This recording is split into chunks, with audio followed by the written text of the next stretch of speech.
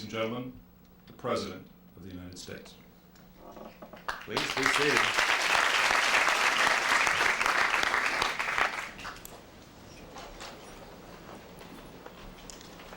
Well, Barbara and I are delighted to be here, and Governor Thompson, delighted to see you, sir.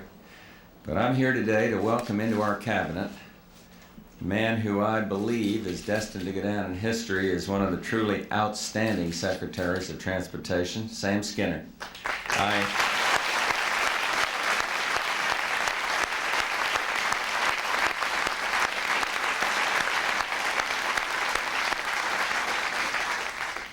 He does indeed have big shoes to fill, and I see one of his predecessors sitting over here, Jim Burnley, who did an outstanding job. And Sam, though, he comes here having made a name for himself as a miracle worker of sorts in transportation. Several years ago, Governor Thompson put him in charge of the Regional Transportation Authority of Northeastern Illinois. And at that time, the RTA, as it is known, was plagued with financial troubles and declining levels of service. And some said that Sam was inheriting an impossible job. But he rolled up his sleeves and set to work, and in short order, he put the RTA on a sound financial footing for the first time in years. His expertise in transportation doesn't stop there.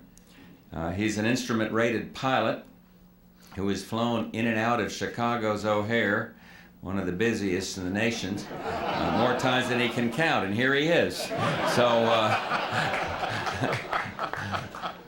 But when it comes to air travel, he'll bring a pilot's perspective to the highest levels of our government, and that means a perspective that puts safety first above all other considerations. You'd think all this would be enough, but I haven't quite finished his qualifications for the job.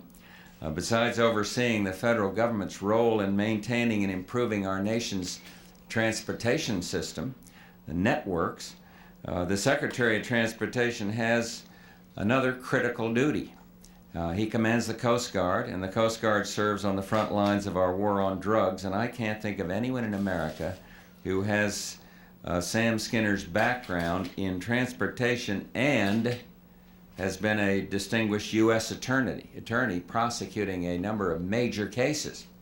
Outstanding combination. And yes, he is the ideal man for a job that will, in the years ahead, present extraordinary challenges.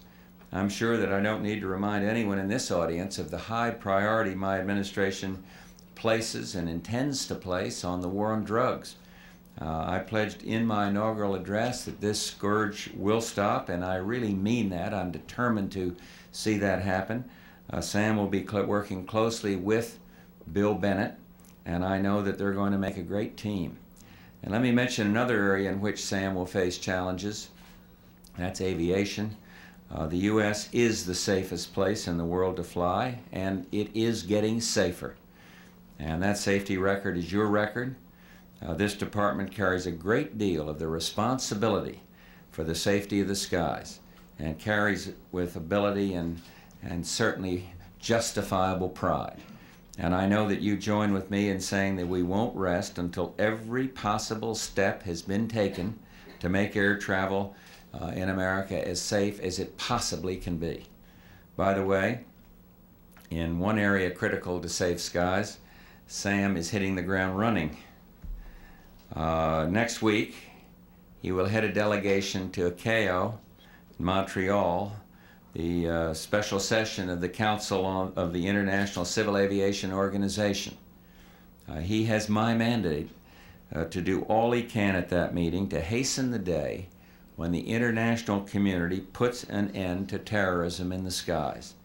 Aviation is not, of course, the only area in which Secretary Skinner and you will work together for a better America. I look forward to his leadership in the other areas, highways and bridges and urban mass transit, intercity rail, and maritime transportation. And I think once you get to know him, you'll see why I say that I can't think of anyone I'd rather have in charge than Sam Skinner. And having said so much about him, let me now say a few words to our new secretary about how I feel about you all. It would be hard, Sam, to find a more dedicated, group of people in the entire government than the men and women in the Department of Transportation. And thanks in part to their effort, America's transportation is the best system in the world, and they represent a long and proud tradition of reaching back to the very founding of our republic. For roads, shipping, and protecting our coast from smugglers have been concerns of our government from the very beginning. Somebody said of Sam that you're a visionary, said of Sam that he's a visionary who thinks big. Well, I expect that you'll find that your new colleagues are visionaries who think big as well. And I know you're as proud to serve with them as I am. And so, as they say in the railroad business, welcome aboard. It's great to have you on the team. And so now let's get on with the swearing in. Congratulations.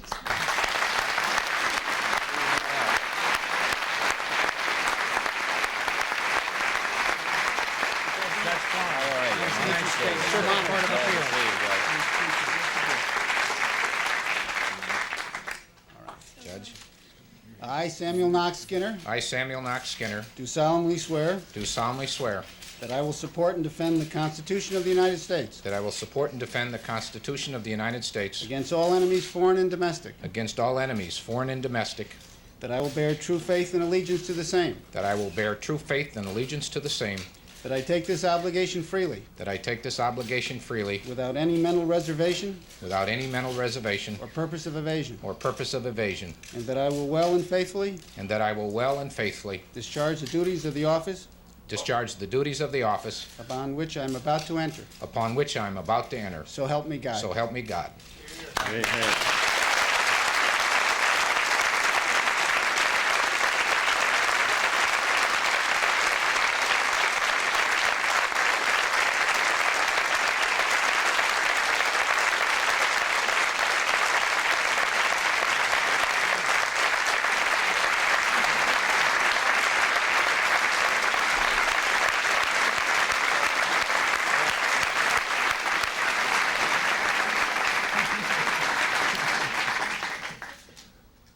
Following the brilliant career in federal law enforcement, of which the President so eloquently spoke, Sam Skinner has served the people of Illinois for the past 12 years with rare fidelity, integrity, and honor. He made things move and he got things done. And it is with the high hopes born of that experience that we in Illinois now proudly give him to the nation. Ladies and gentlemen, the Secretary of Transportation.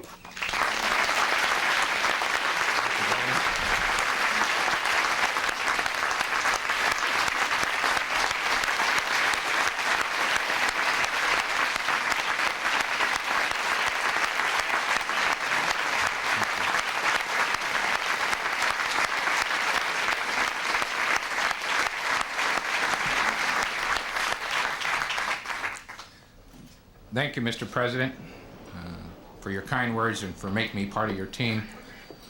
I want to personally acknowledge all my friends here, especially Barbara Bush, my good friend for many years, my family, my mother, my brother, the governor, my good friend Judge Flom, and all of you. I wouldn't be here if it weren't for your efforts, and I know it. Mr. President, the Department of Transportation's team is, in fact, made up of many members. Each one plays an important role. I have asked some of these outstanding members of that team to join us from each of our units, and I would like to introduce them to you now. They're on the left. And maybe to break a little protocol here, they can, which I think I'm allowed to do, at least at my swearing-in ceremony, I'm going to ask them to stand forward a little bit. Maybe, Mr. President, you could shake their hands. Muriel Clark. Muriel is a financial specialist for the Urban Mass Transportation Administration's New York Regional Office. She has won many awards for her performance in government and has been involved in voluntary community efforts for over 40 years. Frank J. Mamano, a 29-year veteran in the Federal Highway Administration, has been a leader in the development of Pathfinder, a cooperative effort by the Federal Highway Administration, the California Department of Transportation, and General Motors that applies advanced technology to solve metropolitan area congestion problems. Romel Cooks of the National Highway Traffic Safety Administration has energized a network of health professionals to act as allies with government in the safety belt usage and anti-drunk driving campaigns. Barbara Schroeder, one of the 2 female wage-grade employees at the St. Lawrence Seaway Development Corporation, in a non-traditional job as a laborer line handler and as a single parent with 3 daughters. She gives freely of her time to numerous volunteer efforts. Donald Simons of the FAA is a full performance level air traffic controller and has been actively involved in the recruitment of minority candidates for that critical job. Anthony A. Chavone, superintendent of the James River Reserve Fleet at the Maritime Administration, maintains custody of approximately 125 ocean-going merchant-type vessels that are on ready reserve for national defense purposes. Susan Hedgepeth, chief of the exemption branch in the Office of Hazardous Materials Transportation, develops special requirements for the transportation of hazardous materials.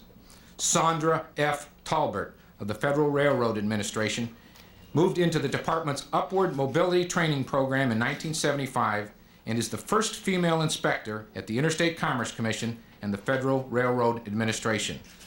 United States Coast Guard Petty Officer Kelly M. Moak was recently awarded the Coast Guard Air Medal for heroic achievement in aerial flight while serving as a helicopter rescue swimmer on January 2nd, 1989. Let's give these outstanding employees a round of applause.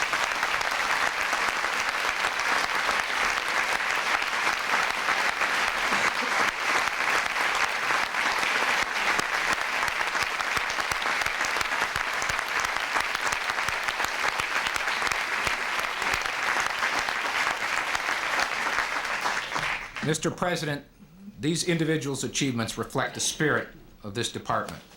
They are our unsung heroes, the dedicated public servants who serve the American traveler, the pilot, the truck driver, the boater, and the commuter. The department's team faces many challenges. We must be in the forefront in the fight against terrorism. We must do everything we can to stop the flow of drugs into this country. We must keep our aviation system both safe and competitive.